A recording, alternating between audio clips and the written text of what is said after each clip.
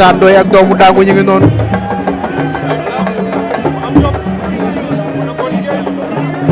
waa Caaroy gépp génn di dooleel seen doom Reug Reug mbokk yi mu jëm ci combat bu rëy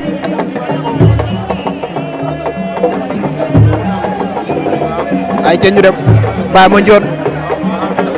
Mandione mu ngi noonu taxaw seen ginnaaw Moussa Ndoye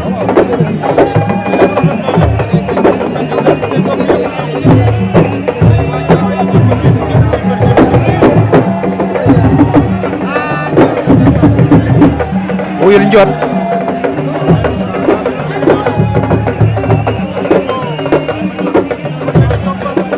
ndeysaan Baye Mandione mu ngi leen di may xaalis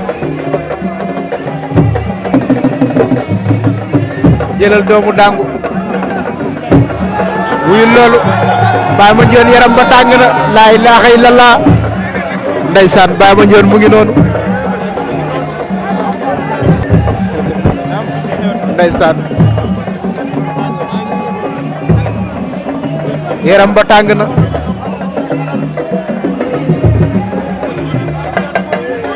ndeysaan Baye Mandione mu ngi noonu ci géwél yi ñi ngi koy tëggal bàkkam ndeysaan yëngatu na jëla Baye Mandione ndeysaan wuyu loolu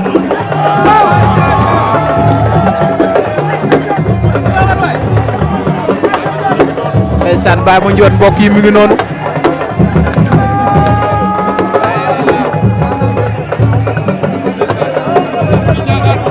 gaynde la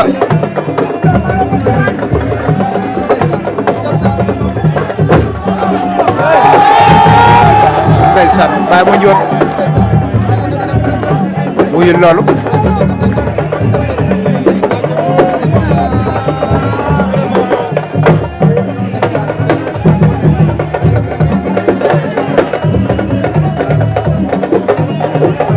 ndeysaan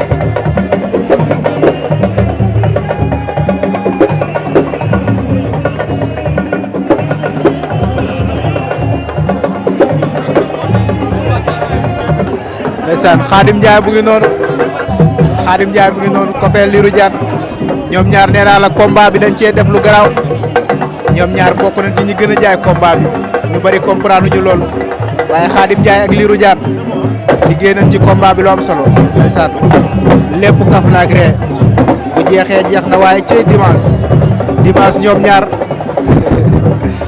ñaar du yomb waaye lépp làmb la ñii dañuy far fee ñii far fii waaye comme ni ko Boy Niang di waxee bu jeexee jeex na Père Khadim Ndiaye mu ngi noonu ndeysaan mu ngi noonu dem sonn ci xale yi caaro yi lool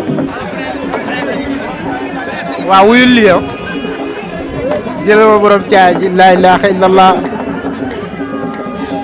waay sàmm mbaxana ba naaw na wuyul